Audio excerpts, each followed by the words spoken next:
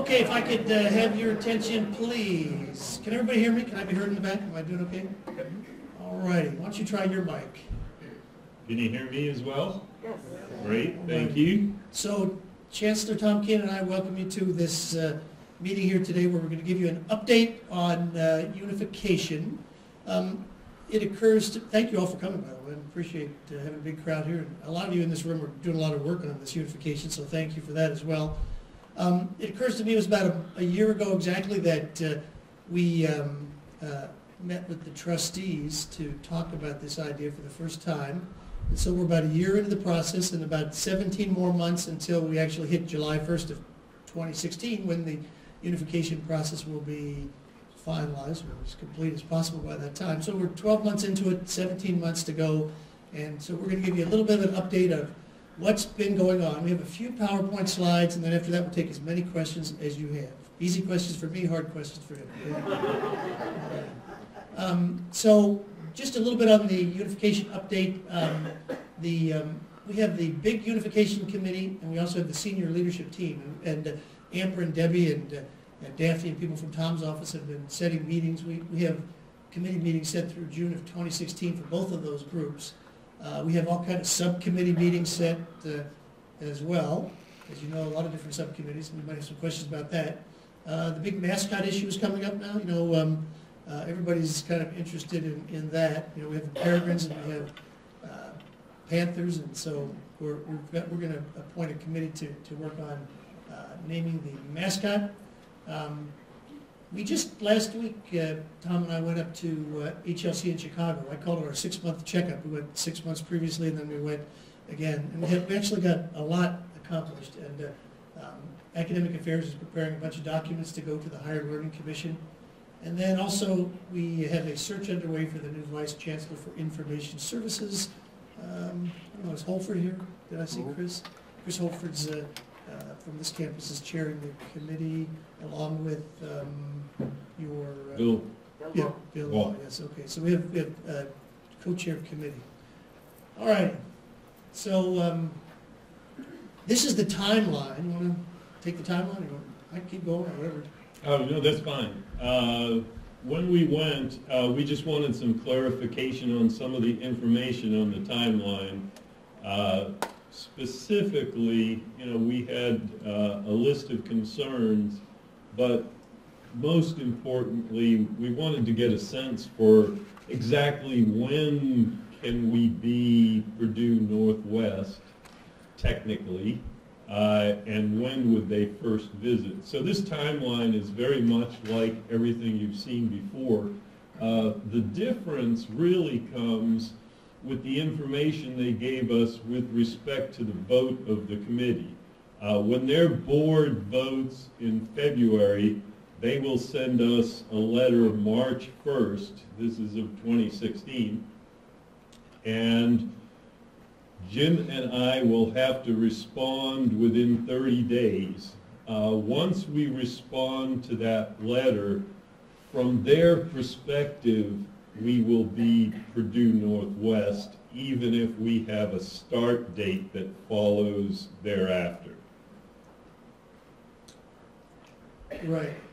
And so you can see that basically we've got a lot of other things taken care of. We met with Commissioner Lubbers, and she's given a letter of support. This was the meeting we just had that I talked about, the 6-month meeting. August 1st is our application submission to the Higher Learning Commission. After that, they send in a 2-person fact-finding team to visit both campuses, and they'll have what they call a staff summary report and a fact-finding team visit report. And as Tom said, February of 2016, at their trustees meeting is when the case is voted on. March of 2016, we'll get the letter he talked about, and then after that, it's kind of interesting what happens. Within 6 months after the P&W deal is finalized, we'll have a focused visit. And basically, this will probably occur in September or October of 2016. And then the first comprehensive visit that we would have from HLC, and we're on standard pathways. So the first comprehensive visit we'd have is 5 years after the focused visit, probably September or October of 2021. So we got the timeline pretty well laid out. Anybody have any questions on that? Or? Just want to make sure everybody knew we're heading towards July 1 of 2016. And then some late-breaking news. When we were up in Chicago with the Higher Learning Commission, it occurred to both of us to ask about, well, you know, we are going to become Purdue Northwest. When can we start using some of this language? And so we met with this guy named Sunil Ahua, and we talked about this potential language we could use in our all different, when we're trying to do branding or marketing. And so the first one just basically says, you know, if we want to use the term, we could say pending the approval of the Higher Learning Commission, Purdue University Northwest will be established through the unification of Purdue University Calumet and Purdue University North Central. So you can see that on a lot of our different publications in the next year or so. And then also, we also asked about student athletics, because that's very important. I was thinking, and you know, Tom, at Purdue Cal, we have 12 sports, we have 6. What do we tell the students for next year that we're recruiting? You know, we need to be fair to people. And so we are, basically I want to make sure that people know that next year is the final year that we'll have we'll have a baseball team on the Purdue North Central campus and a baseball team on the Purdue Cal campus. After that, whether we're in NAIA or NCAA, which we're trying to do, we'll have one team. And so we're you know, all the coaches and everybody's good. This is just, basically this was just finalized today. So like I said, late breaking news, just it's the kind of thing that coaches will have to tell the potential recruits, and people have to know that. So next year we'll have one team on each campus, but after that we're going to go to one team. Yeah, one of the things that, you know, we noted is that in the application process, there's a lot of emphasis on making sure faculty and staff and students are treated fairly and openly during the entire process. And our concern, and it was one of our highest concerns when we went in to visit, was, is it fair for us to be recruiting students for fall of 2016 and not telling them that when they get there it's going to be Purdue University Northwest? So they agreed, and that's how we came up with this language to be able to use in all of our recruiting documentation, whether it's verbal or oral or on the web. And students ask about this all the time. I was in Dean Brady's class this morning. I wasn't teaching engineering, believe me.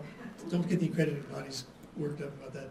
But just talking about stuff about PNC, and students were asking about, you know, after the merger is complete, we will be able to have access to master's programs that we don't currently have at this campus. They're asking about traveling back and forth. So those things get asked all the time. I put together this chart. I just wanted to show people the impact that PNW will have. We're a big, it's going to be a big campus, 5th largest in the state. And so I just took, these are the county numbers, and these are some of the contiguous counties. And basically what this tells you is that, let's take Lake County, of all the students that go to Purdue from Lake County, 1,300 of them attend West Lafayette and 7,100 attend Purdue Cal, Purdue North Central. So we're having 84% of the market in Lake County. You can see in LaPorte County we have 90%, Jasper County 76%, Porter County 84%, and total, you know, sort of the weighted average or whatever is about 84%. And so we're a major force in terms of undergraduate students at Purdue's total, about 18%. And I just think that's, we ought to keep that in mind. And this doesn't include, you know, we certainly have students who go to PNC from around the South Bend region, other areas of the state as well. And you want to talk about the mission and vision? As some of you may be aware, the Unification Committee talked about how we could go about getting a new mission and a new vision statement for the university. The Unification Committee felt pretty strongly that it would be helpful if we would go to the outside, bring in some consultants who could then talk to people on each of the campuses and give us some unbiased feedback on what people were thinking about what we should be doing and what we think we should be. So that was accomplished. We had 2 consultants from the Chicago area that came in and worked on both campuses.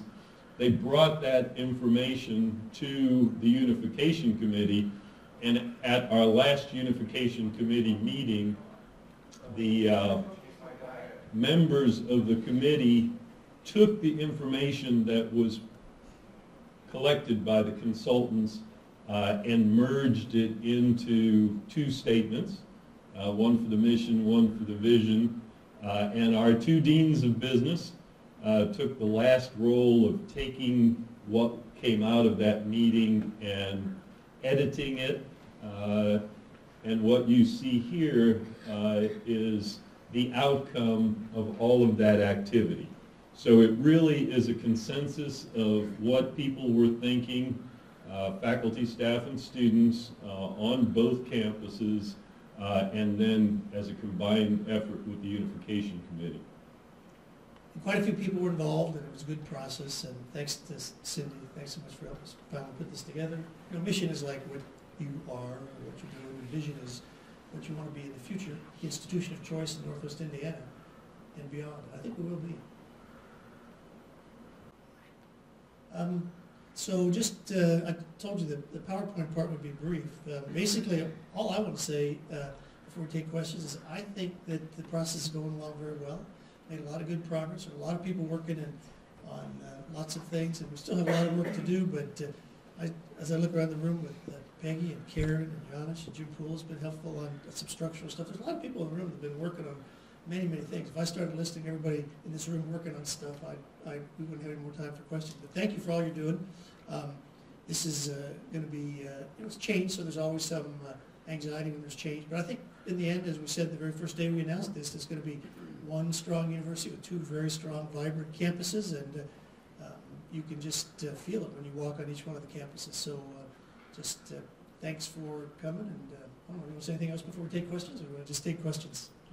The only thing I would say is that we are here truly to take any misconceptions that people might have out and into the air to share with you, so that you can see, you know, what we believe is happening, and make sure that everyone is understanding it the same way.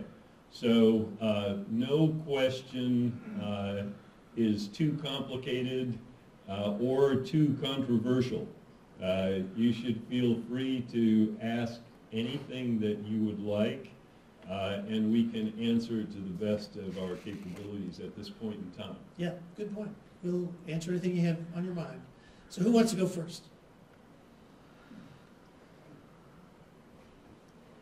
So when I used to teach class, people were always shy. I've told you this before. They were always shy of the first question. I said, well, let's skip the first question, go to the second question. So that's you, Jeff. It worked again.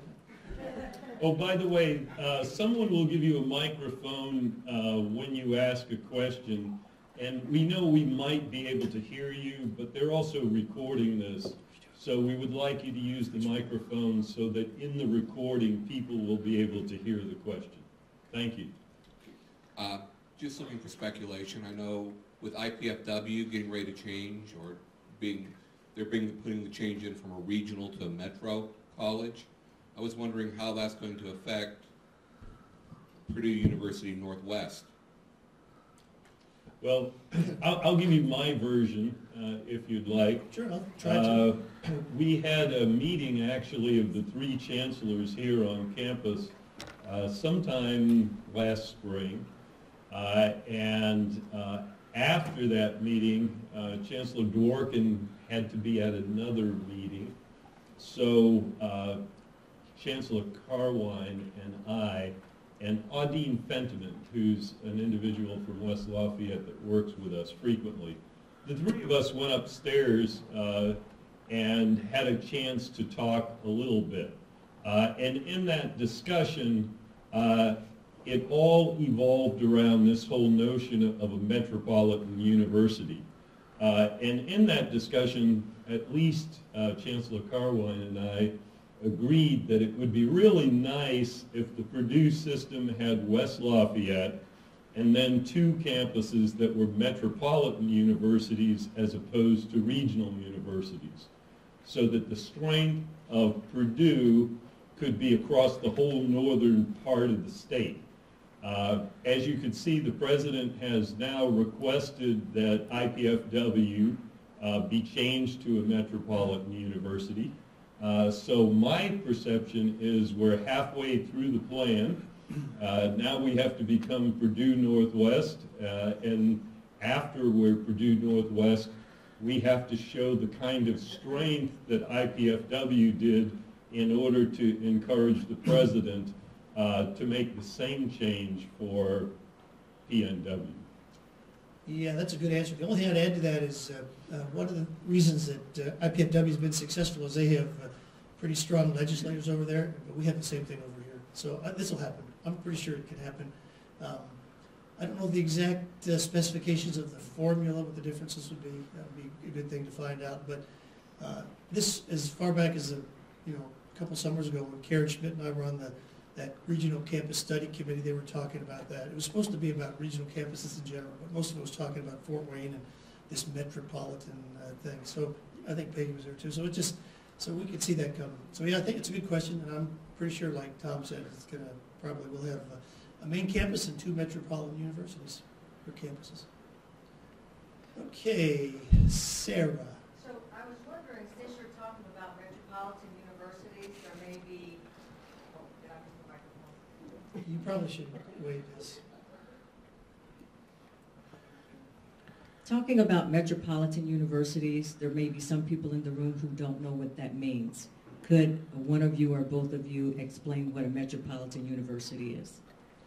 I don't really have a precise definition, but I just think it means it's a larger type institution.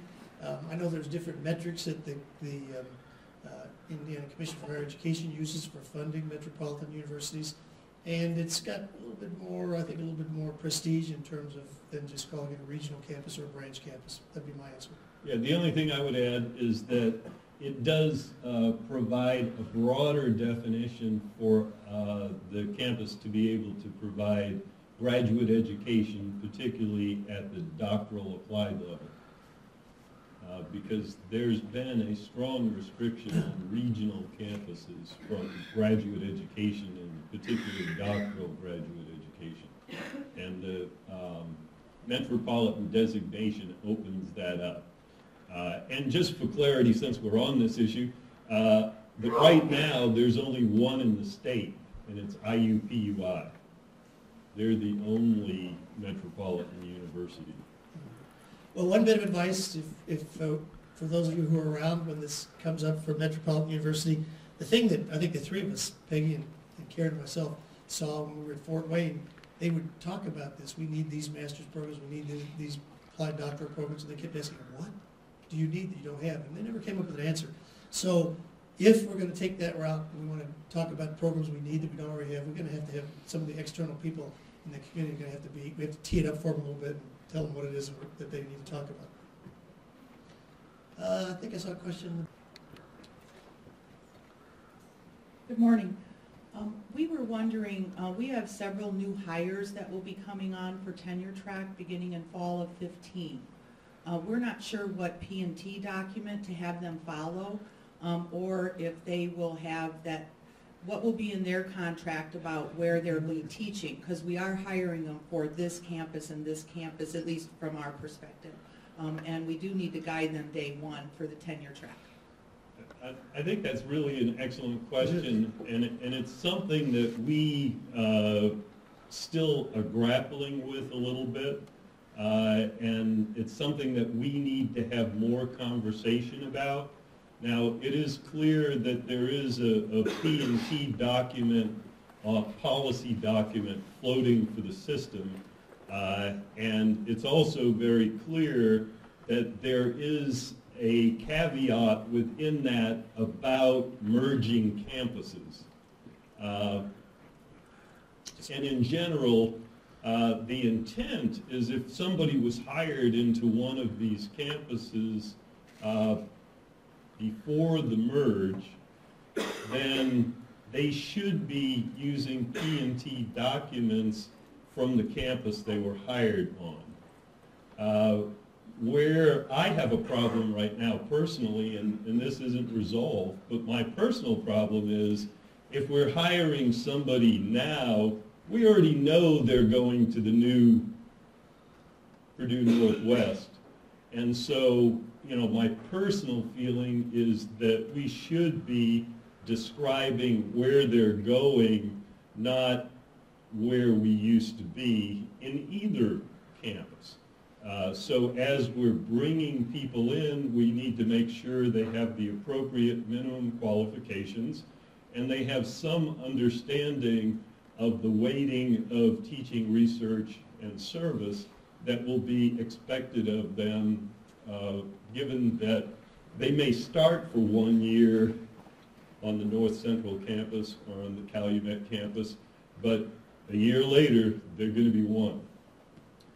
That's my opinion. Yes. I have the microphone here. I thought maybe I'd ask if Karen or Peggy wanted to say anything about that. Sure, because we're working with this a lot, of course. One thing to keep in mind is with our searches, we have a faculty member from the other campus serving on our faculty searches this year, which I think makes a whole lot of sense, so that we start to get a better sense of the expectations, of the type of faculty that we're hiring. So that's one step in that direction. But, you know, as Tom said, right now we're hiring people from one campus or the other.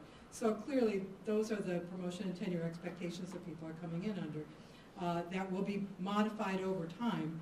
But for next year, we know what the promotion and tenure documents are. We know what the process is. That hasn't changed at this point. It will be changing. But right now, we know what it is. So just take a look. Here's what it is. We do have the system-wide changes that are going through at the same time, which is the timing is not the best to have system-wide changes at the same time as unification. But that's just kind of the way it happened. The system-wide changes, from everything we have heard, and Janusz and I were just talking about that a few minutes ago because Janusz has been very involved with this. That should be done before the end of this semester. So we should know the system-wide changes soon. So that piece will be in place. And that will help us to step back and look much more carefully and thoroughly at how do we bring together Purdue Calumet and Purdue North Central. Sounds good. Want to add anything? Just to clarify, Well, though, Go ahead. I have it.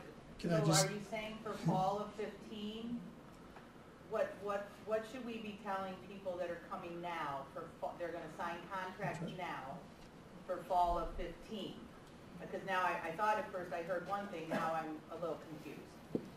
You know, one of the things that I might add, and it might add to your confusion, but, you know, I think the next time we have the senior leadership of both campuses together, which I think is next Tuesday, we probably need to write up a caveat, very much like we did for incoming students Yeah, that's a good or point. for incoming athletes, We need to make that it we clear. can give to incoming faculty as they're recruiting, so that they know exactly what they're getting into and where they're being hired. So where's Debbie? Debbie, you can add, if you can hear, add that to the agenda. Go ahead, Deb. But it's a great point. Thank you. Hi, I'm Peggy Gerard. I'm the provost at Purdue University, Calumet, and what I wanted to add to it is, as we look at this, I think we need to keep the long view in mind, and that is that people may be hired to start teaching next year, but a couple of years down the line, the people that are going to be making decisions and looking at their documents for promotion and tenure will be viewing those through a lens of what that university has become. So, you know, we just need to make sure that again, that we're thinking about, you know, what kind of university is Purdue Northwest going to be, and hiring people on both campuses that will be able to get tenured under what we see that vision being. So, you know, it's going to be a little bit different for both of us, and I think, yes, to Karen's point, you know, the fact that Purdue University is revising its promotion and tenure guidelines makes it even more complicated.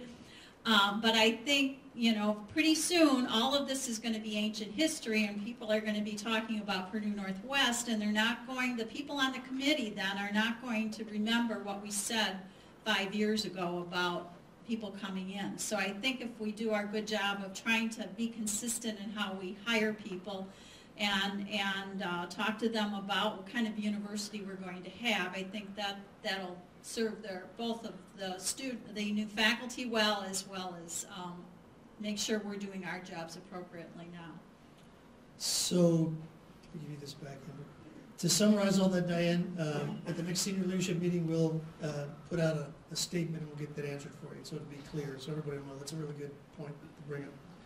Jeff again. Yeah, I'm just concerned that we're going to hire somebody this fall for next year, and then 2 years change their P&T requirements. I mean, that's what I'm afraid I'm hearing here, and I want to make sure that that's not what I'm hearing.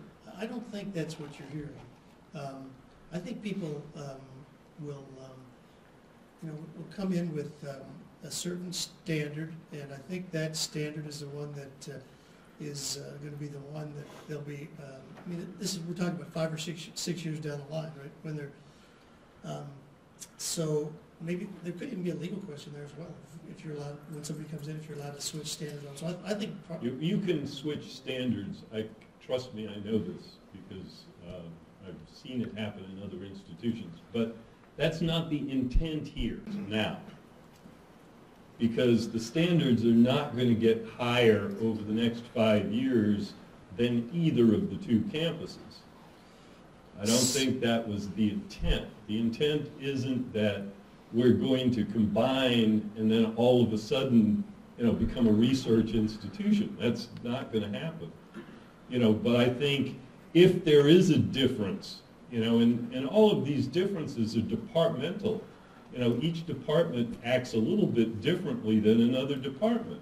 So when somebody is hired this year into a department, I think it's reasonable and I think it's important for us to tell the people this is what's expected right now on each campus, and you should make sure that you can live up to that expectation. And then it's up to the provost and the other administrators to make sure that that doesn't creep up unintentionally or even intentionally to have a bad outcome for someone. Our whole sense is that people have to be treated fairly, and the fairest thing to tell somebody is if there are two departments and they differ a little bit, pick the one that's the harder, and that's where you want your goal to be. I think what Jeff's worried about is, it might even have an impact on people that we're recruiting if it seems to them it's uncertain what the standards will be in the future. And I think that's a legitimate question to think about. But I do also think that we've been hiring a lot of very good people. So, and I can see this in the 15 years I've been here that are, we've really picked up and we've got some very good people. So I think the kind of people we're going to hire are going to be just fine. And I don't think the standards are going to have this radical change that will cause that impact. I would just certainly tell anybody who comes here that we've been very successful with hiring good people, and this is a good place to work, and come on in. I think the other side of it is on both campuses you can see that people are consistently successful. Every year I've been here, we've had a long list of people being promoted and tenured, a shorter list getting promoted to professor, but still a consistent flow of people being promoted to professor. So, in both cases, we have reasonable expectations, but everybody should be under the understanding of what is reasonable as you come in the door. I also would say, I was on the West Lafayette campus in the business school for about 24 years, and we have, I know from the standards, because I was on all the committees in West Lafayette, we have several people on the PNC campus, and I'm sure there are several people on the Purdue Cal campus that could also have made it in West Lafayette system. So those standards are quite a bit higher. I'm really proud to be able to say that, and there's somebody sitting here in this room, I just know it would given the impact you've had in scholarship and in teaching and in service. Okay, who else wants to ask a question? Did I see somebody over here?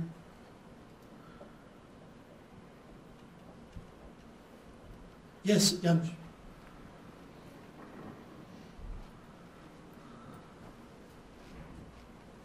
related issue.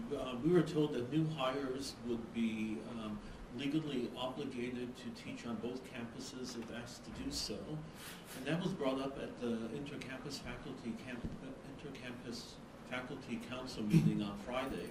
And Fensong and Calumet said that's only on your campus, that doesn't apply to Calumet. Is that the case? Well, my understanding, and this has been the understanding, I believe, of all the senior leadership team from both campuses, is that we would advertise positions as either being at the North Central campus or at the Calumet campus. And sometime in the future, we may advertise asking for people that might be interested in teaching on both campuses. You know, as we go forward, we might find that within a discipline, there's a specialty area that we would like to have, and we would like to have that expertise on each campus. So then we might advertise for someone who would be willing to teach on both campuses. But at present, if you're on the North Central campus, you teach on the North Central campus. If you're on the Calumet campus, you teach at the Calumet campus. If we're advertising for North Central, you'll teach at North Central. If we're advertising for Calumet, you'll teach at Calumet. And keep it open that in the future, to benefit students and to benefit our programs, we might start hiring people to do both. Additionally, I might add, because I worked on a campus that had a university that had two campuses, and over time, people wanted to teach on the other campuses, and those are things that might be able to be managed at the department level depending on the desire of the faculty member. And going back to the fairness issue he was talking about earlier, I mean, if we hired somebody here to teach at PNC, it would be totally unfair a year later to say, by the way, you're not going to teach at Purdue County. I would never approve of that. He would never approve of that, I can tell you that. But if we do advertise a position with the possibility for teaching on both campuses, or you will have to, then people know what they're getting into. And like he also said, if somebody would voluntarily want to do it, that'd be fine too. Good question. What else we got? Yes, Professor Martha. Okay, I'm hearing the last few weeks about aligning programs. You should go take it. I'm hearing the last few weeks about aligning programs. My question now is, we are going to have, for similar programs like in the one that I am right now, we are going to have one single program for both campuses, or we are going to continue having two different programs? It's a complicated question. Let me give it a shot. Let Tom give it a shot and others. First of all, not all programs will be offered on every campus. Everybody should be clear about that. We have some programs offered here that probably will stay here and won't be offered at Calumet, and vice versa. On the alignment thing, I think a lot depends on how much the parties want to work together. But when you have popular degrees like a business degree or maybe communications degree, stuff like that, if they're very popular on both campuses, it wouldn't make much sense to just say you're going to just do this on one campus and not on the other campus. But when we have new degrees, like I know we're working on one like criminal justice, that might be one where it might be a good idea to think about aligning something that could work with both campuses. But it's going to be a degree. It's going to be basically degree by degree, and it'll be at the department level. Those kind of decisions will have to be discussed. And I know that you guys are discussing that right now. And If I can add a little bit go ahead. to that. In the vast majority of cases, we do want to have the programs to be aligned and to be the same or very, very similar. In some cases, it may be that we have a common core, and then different areas of specialization on the different campuses due to equipment, faculty expertise, laboratories, things like that. But in most cases, we certainly want at least a core that is common, because that will help students, that will help faculty. It will be very confusing if it's one university and very different programs.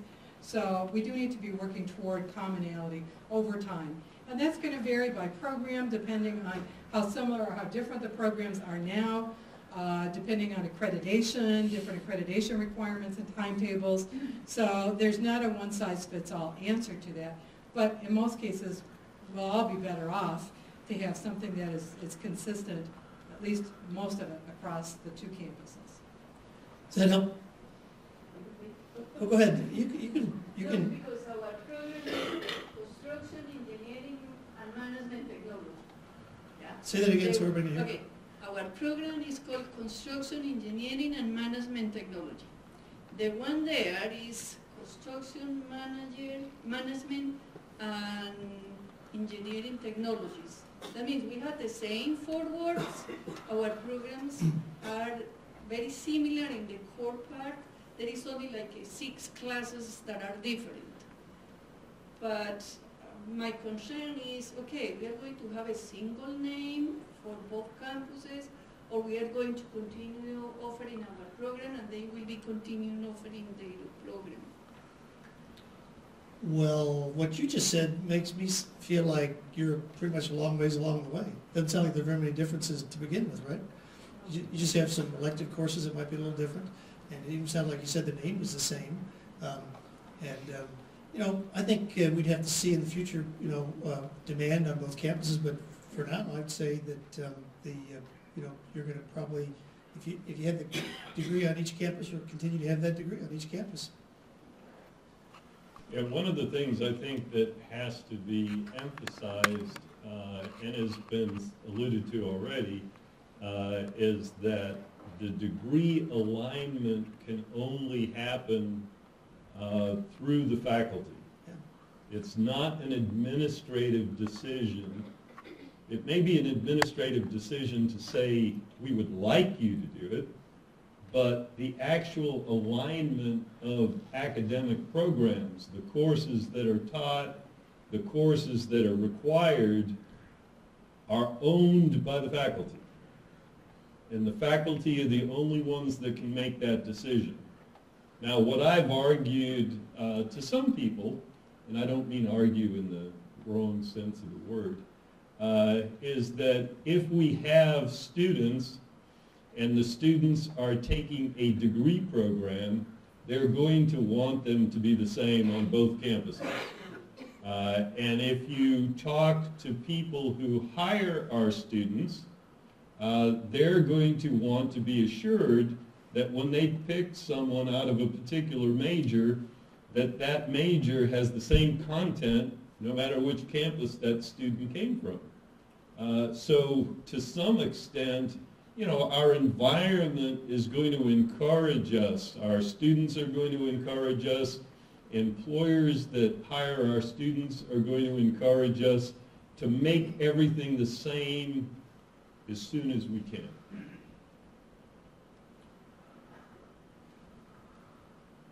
Steve. That question was about program alignment. Can you, in later this spring, the board of trustees will consider recommendations for us for aligning our fees, and it may be helpful for folks in the room to understand what that is likely to, what that will look like when those recommendations are made. So when they see the numbers come out, they'll understand the reason for it. Yeah, well, what Steve basically mentioned is we think that by the time we are getting to July 1 of 2016, we ought to both have the same tuition and the same fees. Right now we don't. We're about, the variance is not too much, maybe 1.7. $2.95. Yeah, not too much. And so basically what we've got done, we sent a memo to President Daniels asking to align the fees, and what that means is that the increase in tuition for the, our fees are actually a little bit higher than Calumet campus right now. So basically the tuition, if it's 3% on their campus, will be a little lower on our campus, and then it's over a 2-year period. At the end of 2 years, when we start the fall semester of 2016, the fees will be, the tuition will be exactly the same, the fees will be exactly the same, and we had a phone conversation with President Daniels the other day, and he's good with that, so that's what's going to happen. So if you hear anything about that, and if you hear anything about the tuition increases are a little bit different on the two campuses, you'll know why, because we need to make this alignment before we are PNW. Thanks for the question. Anybody else? Yes. Yes, please, Carolyn. When we're talking There's a about, microphone coming. I think you. Thank you. When we're talking about programs, degrees, and faculty, it can get a little bit difficult if we don't know what basic structure we're talking about. Is there a timeline and a process for determining a common structure, bare bones structure, or do we have to have one? We have to have a plan to have a structure by August 1st. That's correct.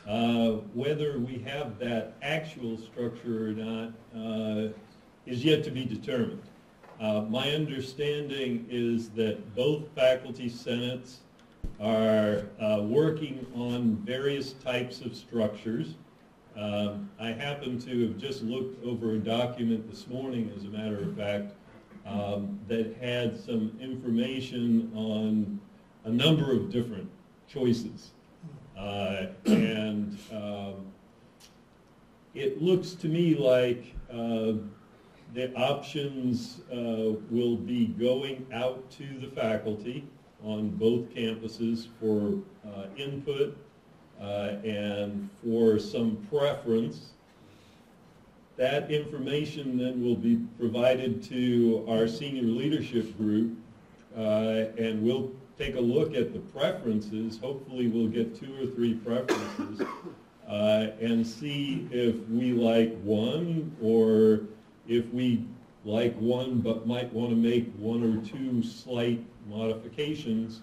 But my hope would be that if the 2 faculty senates can get information to us this spring, that we should be able to get the outline of a structure in place, not necessarily to be implemented next year, but at least to know what it would look like a year later. But I'll tell you, looking at what is being discussed right now, it doesn't look a lot different than what we have. There's options. Most options have 1 less college or 2 less colleges. But then there's some shifting around. You know, do you put engineering with math and science? Do you put engineering with technology? Do you have a college of health and sciences? You know, there's some different options that people are looking at. One was a STEM college. Yeah. So there are lots of interesting options, and we'll be able to find something that's optimal.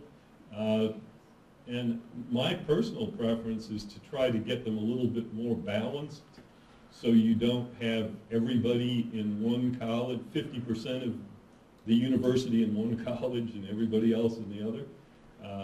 So other than that, we don't have any definites, but I'm guessing that by the end of the academic year, we probably will have something that everybody can agree to. This balance thing, I think, helps for graduations too, because if you have one college with 75% of the graduates, and depends on, we may not have enough room to, so yeah, sometimes it would be nice to balance the colleges. I was mentioning Professor Pula working on this earlier. He's done a good job.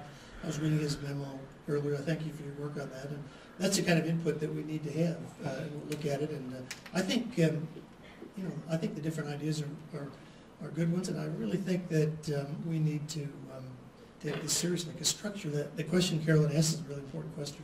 So we've got to make a good choice, and so I think the input on this is going to be invaluable. I'm looking forward to see what the 2 faculties suggest. Did that answer your question? Sort of. Okay, thank you. Yes, Kenny. Good afternoon. Would you mind sharing with us the short-term and the long-term or the long-range plans for the library? Yes.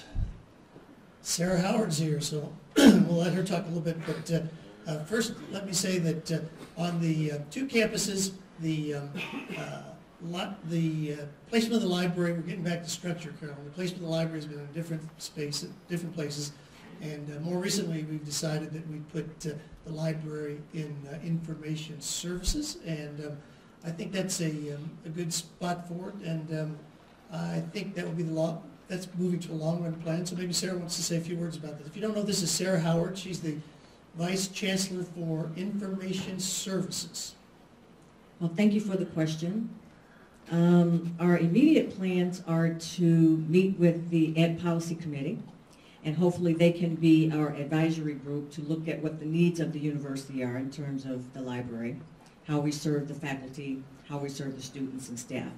So I think that we had some preliminary plans that were a little bit pre-planned, and so what we're going to do is take a step back and do some assessment work and get input, and hopefully we'll be a partner with that Ed Policy Committee. So the one thing, if I might add, because we've talked about this a little bit, we know there needs to be at least a full-time person in the library at this campus. Beyond that, what we then need to figure out is a way in which the faculty on both campuses can share those things that may not necessitate somebody being on both campuses, but having direct access to, you know, as much capabilities from the library as possible. And I think on Friday, aren't you going to speak with the Faculty Affairs Committee, and also you're going to go to the Purdue North Central Faculty Senate, so people have a chance to hear your presentation on the library. But it's a good question, Ken. You'll hear a lot more on Friday.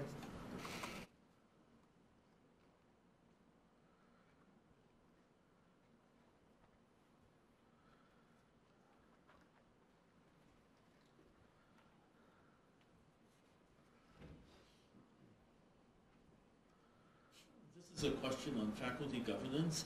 Is it theoretically possible to have a unified university and two separate senates? Short answer, yes.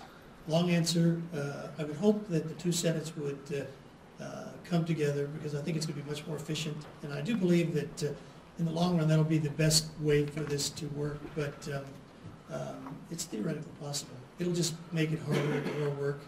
But that would be my answer. Well, I think that that's feasible. However, you know, as a university, we're going to have some single policies. And so if you think about the gymnastics associated with running policies back and forth through two faculty senates, you'll see that it's not only cumbersome but time-consuming and could actually add conflict when conflict need not exist. You know, as a person who's got a PhD in organizational theory, I would tell you that one of the things we always say is that if there are two structures that need to work together, the best way is to integrate them. If they don't need to work together, the best way is to keep them apart so that they don't fight with one another. But, you know, we are definitely in a situation where we're going to have a single goal on a number of different policies, and we don't want to create an organizational structure, in this case a governance structure, that has two competing faculties. We want to have one good, strong faculty. And that's my hope too. I hope we'll move to the one faculty senate. That's why I've been trying to put those little pieces together every week about the benefits of unification, things like that. And I think it'll happen.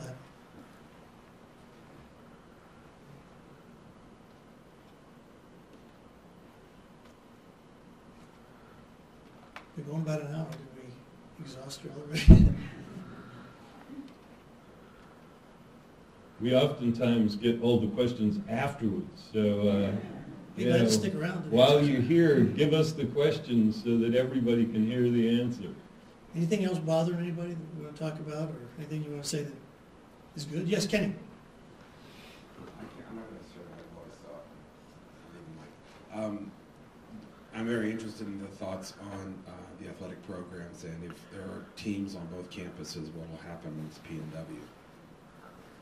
So the question was about athletics. I'll start and let Tom take over. We have 6 teams. They have 12.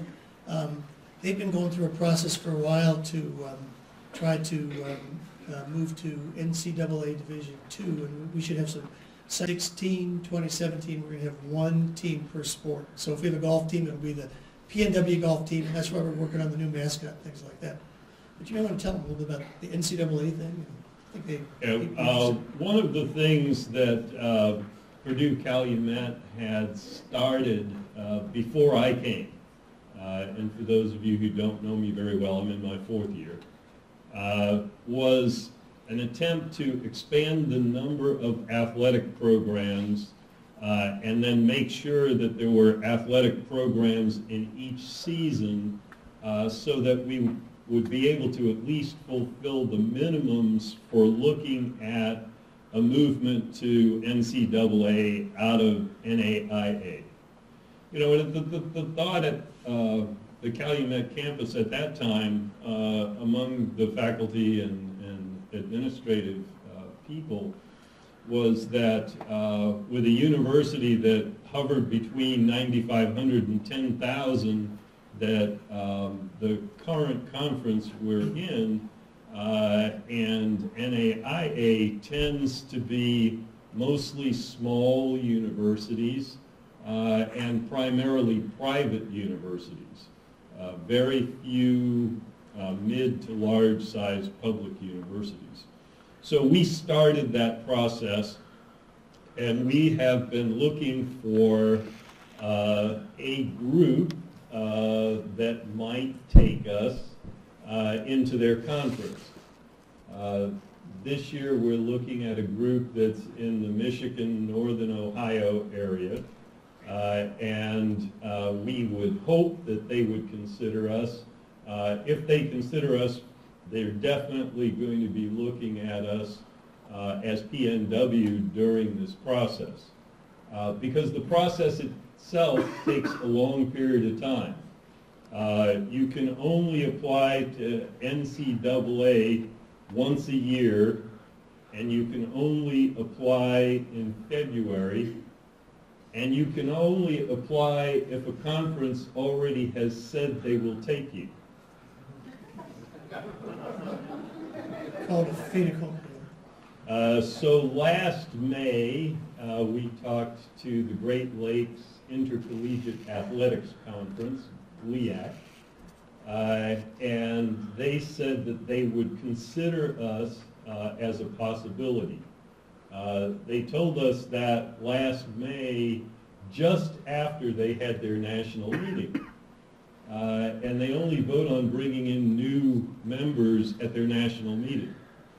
So we've been talking with them this year, and we're going to put an application together, and they will consider whether or not they might take us in May.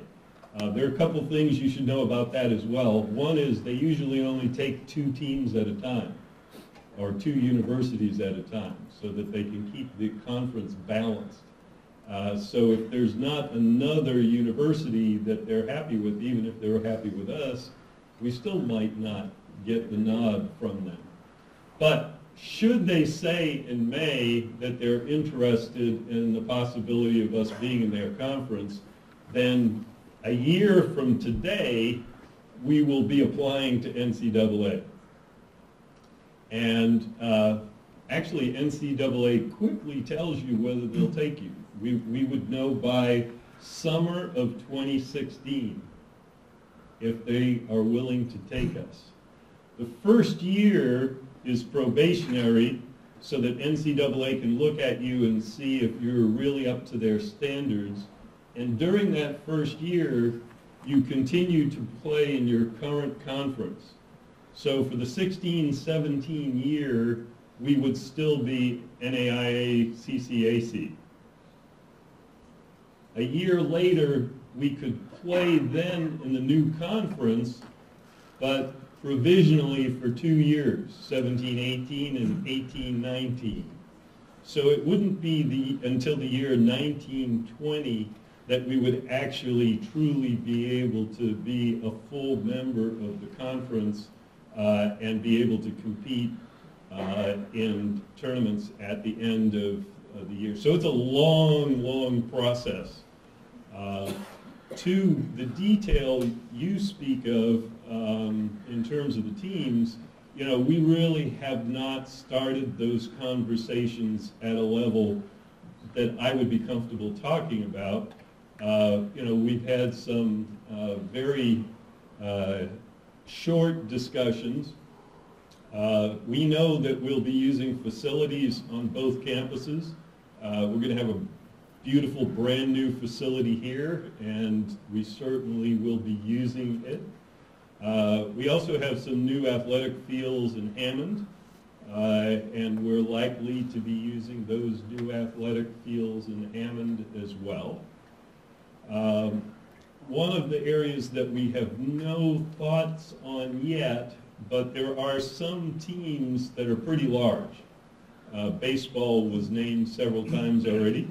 Baseball is one of those. So what we don't know is if we might have a junior varsity team and a varsity team.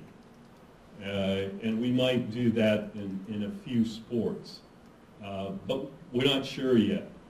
We definitely will need to do some compensating for the fact that we're going to have some fairly good-sized groups in some teams. Primarily baseball as one. So Kenny, aren't you glad you asked about athletics? It's a lot going on there. Yeah. It's more than you wanted to know, but... And I do think of students also that perhaps have to go to baseball practice and then would have to go from one campus to another.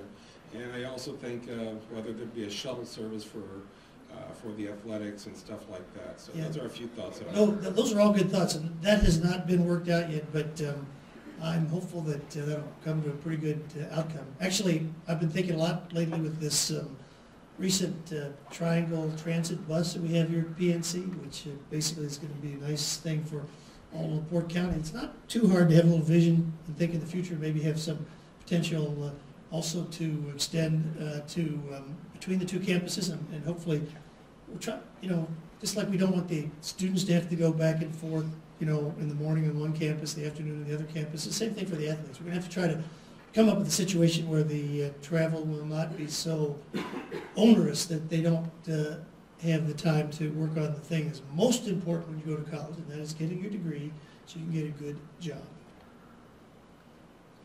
Yes, Diane. I believe that in our area, with our location to Michigan, there's a certain mileage that people can live into the state of Michigan and still get in-state Purdue prices. And I was told that occurs in Illinois as well, with the Hammond, but that maybe not anymore. Okay, so my question is if somebody was in Michigan, would they be able to go and get that discount if they went to Purdue Northwest campus in Hammond, Indiana? I think the answer is yes. And we're a member of this consortium, and although I think we probably have to check, because when we first went in, that it was the couple of counties in the lower part of Michigan that were close enough to us. So, you know, you have to have another 35 miles. But I'm just tentatively saying yes, but I think we have to check that out. Do you think that you can definitely check it out? You think? Where do you think it'll go?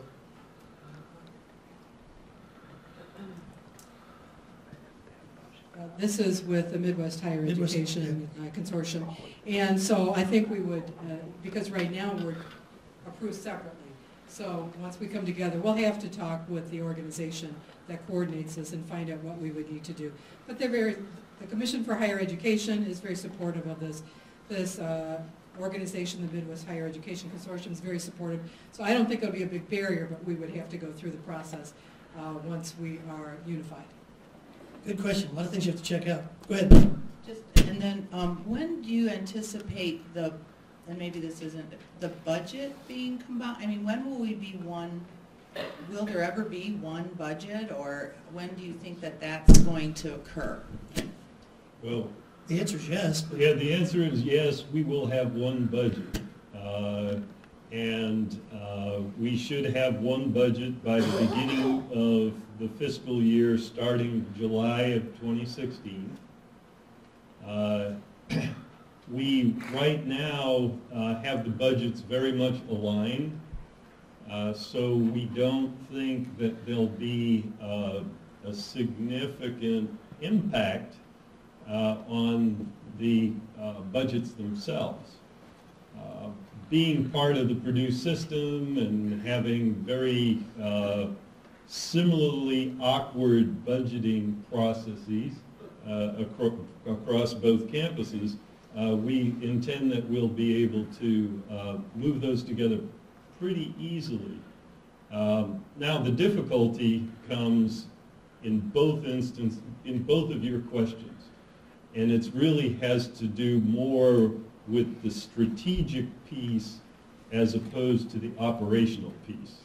You know, so the strategic part of out-of-state tuition deals with, do we want to adjust or change the out-of-state tuition? At Purdue Calumet, out-of-state tuition is 220% of in-state tuition. And 11% of our credit hours are earned by that 220% tuition. I've looked at this pretty carefully with Steve Turner, and if, for example, we were to move from 220% to 150%, we would lose well over $2 million in revenue.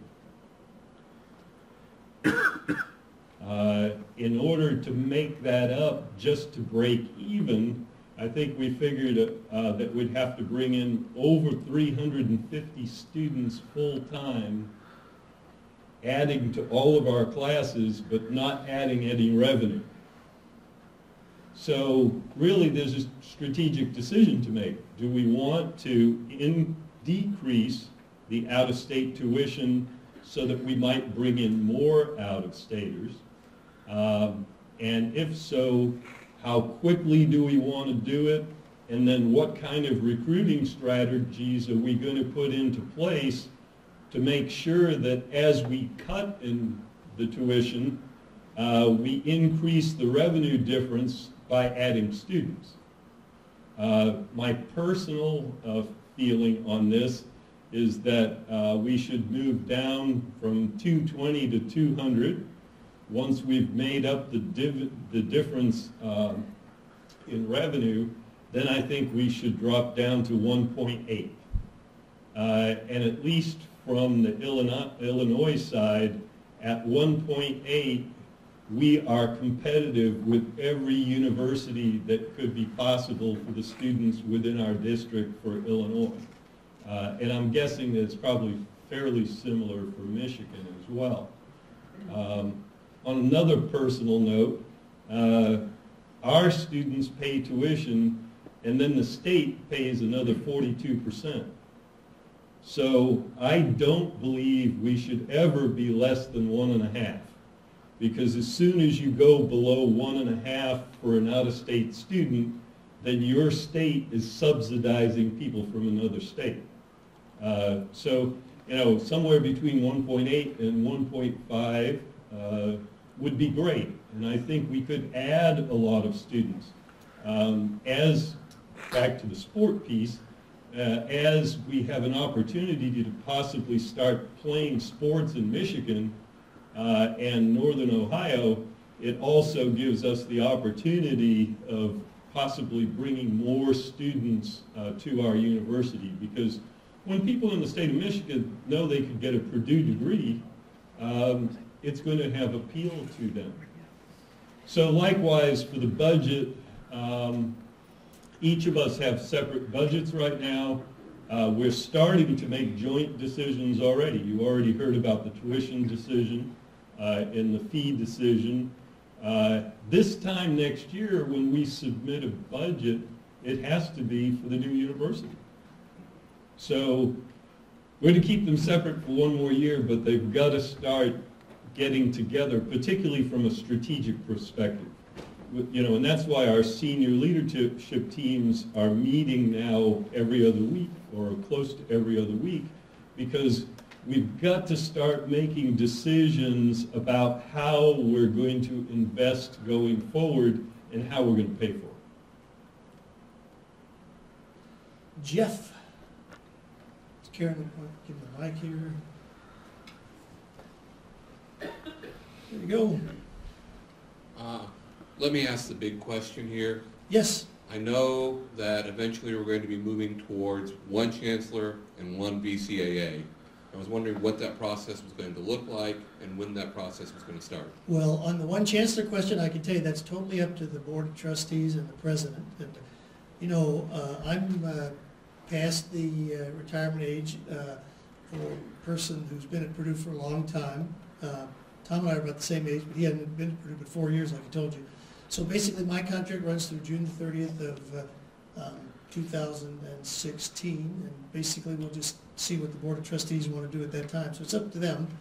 As far as the VCAA, and same thing, you could ask the same question about the Vice Chancellor for Student Services, stuff like that. That's a decision that we will make at the highest level, and basically we would take into consideration the strengths of the different people that are available and are interested in the job. And I would just say that the idea is that we've said this many times before, but there's a need to have strength on both of the campuses. And so even though we'll have one chancellor over both campuses, you're going to have somebody who's a chief academic person who's going to be around on each campus, because you have to have those decisions that are going to be made. You definitely need to have people in the student services area on both campuses. And so those decisions have not been made yet, but that would, basically I would say, sometimes we had some situations like with Steve Turner where it worked out. We didn't have another vice chancellor. He was the best candidate for the job. We had Sarah Howard. We didn't have that position on this campus. And so we had a couple of situations where either attrition or there was a vacant position. The other situations are a little bit more, they're more complicated because we have two people that are both doing very good jobs in both those situations I talked about. And so I think it'll eventually be the decision, if we don't make a decision before July 1 of 2016, it'll be the decision of the chancellor of the PNW as to who he or she, if it's a she, thinks that the best person would be that could work with him. That'd be my answer.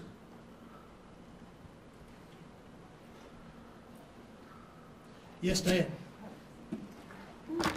Since he brought that question up, the dean's positions, obviously we have more deans than the structures are building, ranging all the way down to a minimum of 4 deans.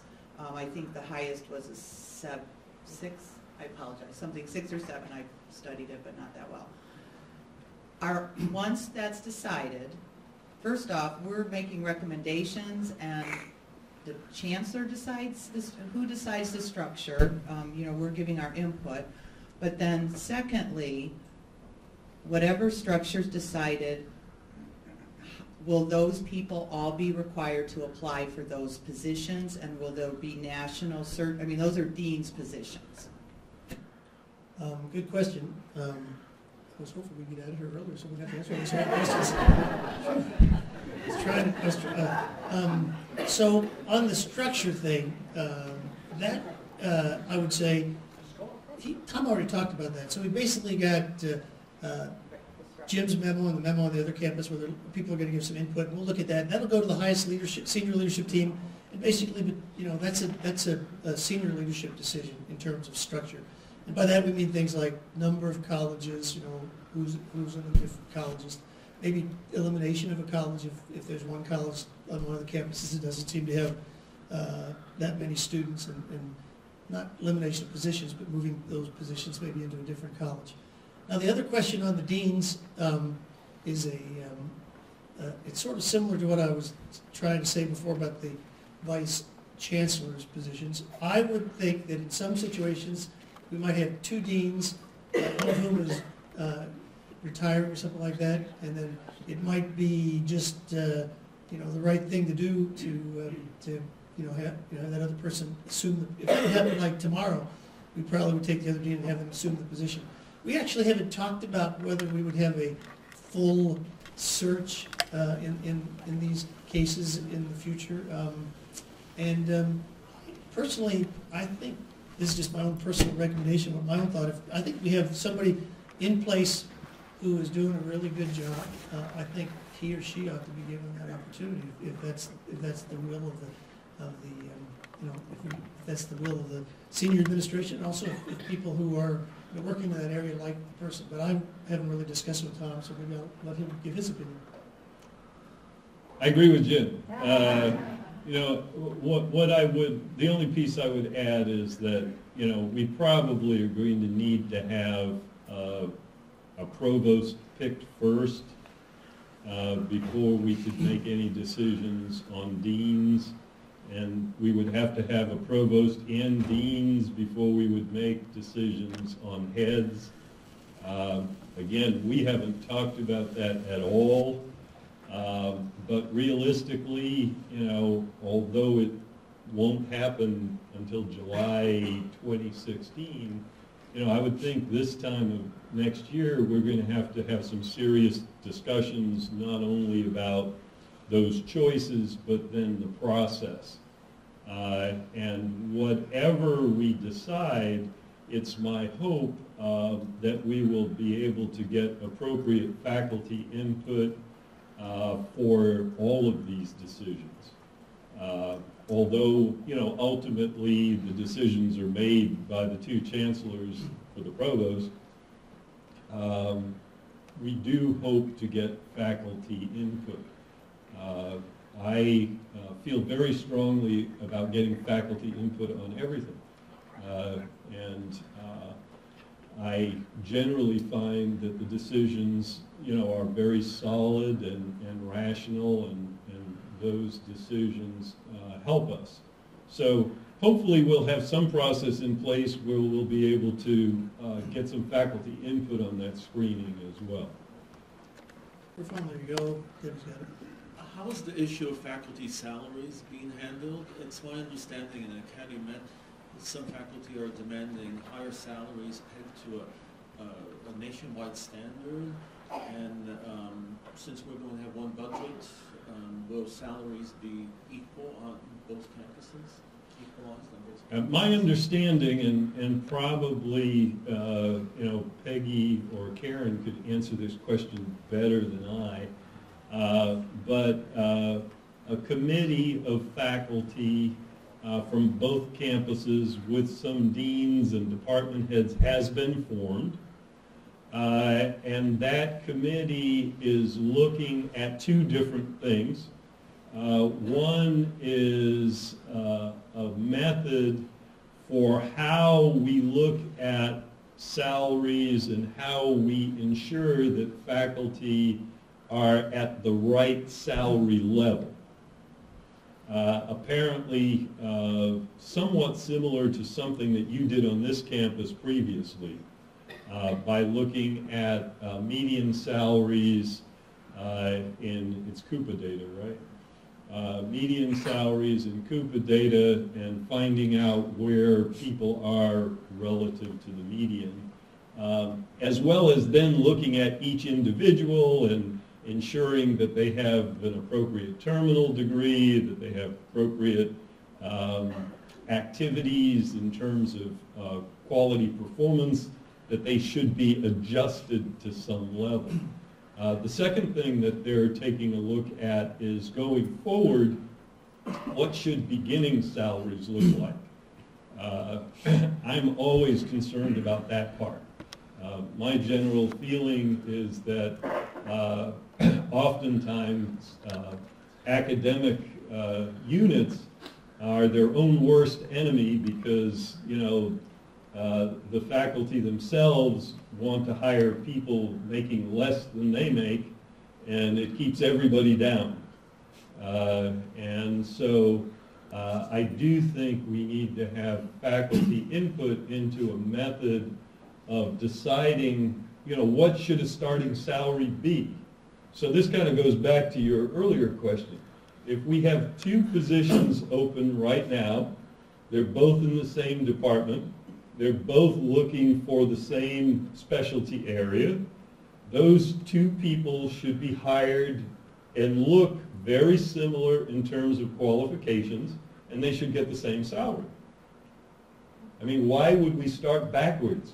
Yeah. We should start where we're going, not where we were. And I would take that one step further to make that point.